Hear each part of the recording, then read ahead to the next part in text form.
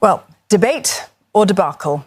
Reaction to the first US presidential debate is that it was 90 minutes of chaos and insults.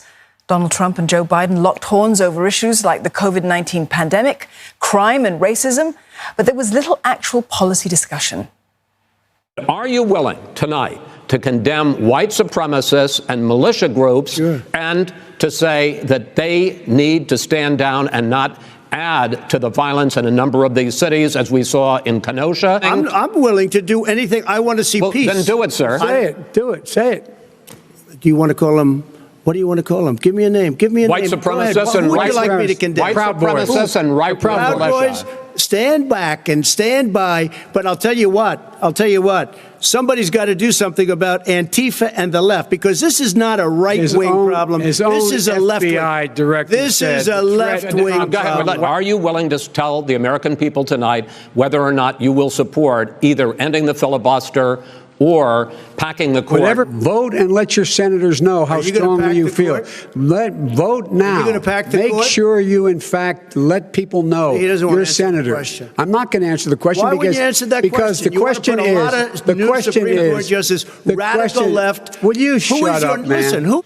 He knew it was a deadly disease. What did he do? He's on tape as acknowledging he knew it. He said he didn't tell us or give people a warning of it because he didn't want to panic the American people. You don't panic. He panicked. We got the gowns. We got the masks. We made the ventilators. You wouldn't have made ventilators. And now we're weeks away from a vaccine. You should get out of your bunker and get out of the sand trap and get in your golf course and go in the Oval Office and bring together the Democrats and Republicans and fund what needs to be done now to save lives. You could never have done the job that we did. You don't have it in your blood. You could have never done that job.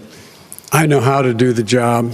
I know how to get the job Well, you done. didn't do very well in swine flu. H1N1, you were a disaster. Your own chief of staff said you were a disaster. 14,000 people died, not 200,000. There was no economic recession.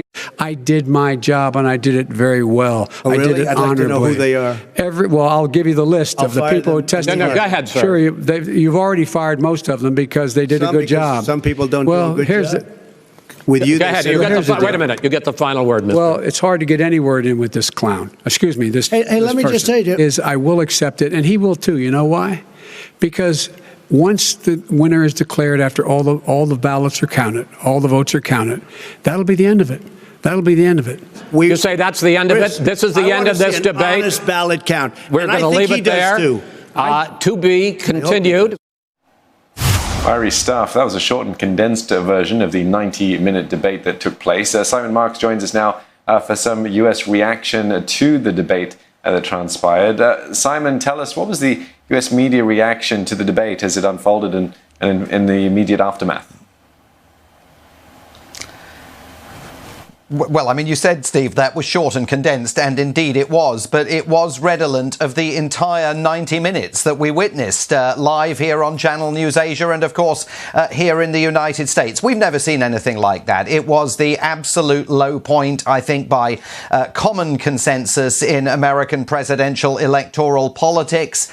The idea that a president of the United States could essentially mug his opponent and mug the moderator of the debate, Chris Wallace. I mean, both Joe Biden and Chris Wallace struggled to get a word in edgeways at times, but Joe Biden also struggled during the course of this debate to land any kind of winning blow on President Donald Trump. It was just an extraordinary spectacle that demonstrates again just how far this country has drifted from its traditional moorings over the course of the last 4 years. And the story of the next 4 weeks, as we head towards November the 3rd and Election Day, is whether the country is going to find a way of tying the boat back up to the dock. And at the moment, it's very difficult to predict the outcome of the voyage that the country is on. Was quite the spectacle last night, Simon. But how consequential will this first debate be on just how Americans are going to vote? I mean, will it have moved the needle at all for either candidate?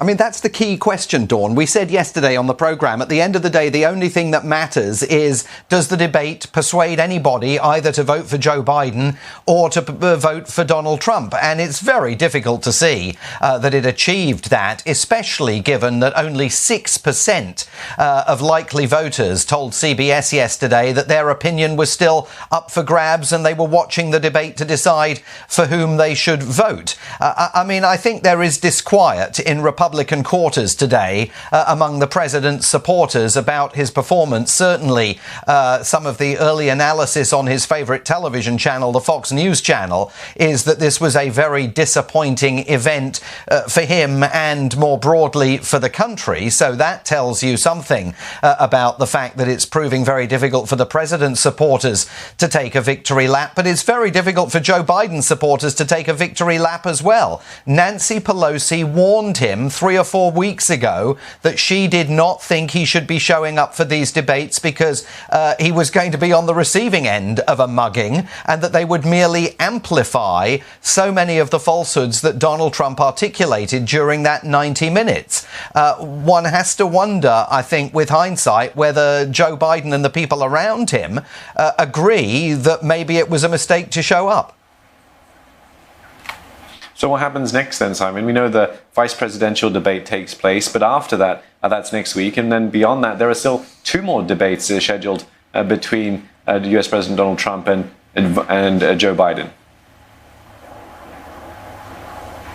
Yeah, well, let me say, first of all, Steve, I think the vice presidential debate will actually be a far more edifying spectacle. I mean, in Mike Pence and Senator Kamala Harris, you've got completely different personalities, and I suspect we'll see a much more traditional style of substantive exchange during the course of that 90 minutes.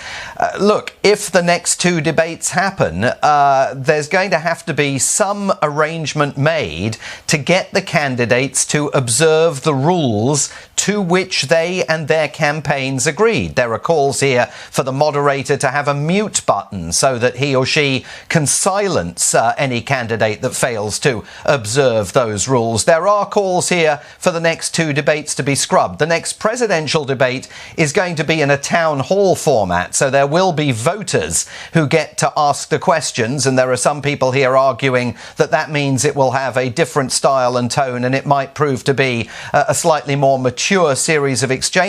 But I have to tell you, the moderator of that debate, Steve Scully of the cable channel C-SPAN, the public affairs channel here, I mean, he spent a lifetime by design. This isn't a criticism of him, it's what C-SPAN does. He doesn't interrupt anyone ever. So how on earth he is going to manage to control that second debate when Chris Wallace, a man who regularly interrupts people on television, evaded control of the debate last night, I think is going to be a huge question. Some selective muting of those mics may well be in order, Simon. Thank you very much for that. Simon Marks there in Washington, D.C.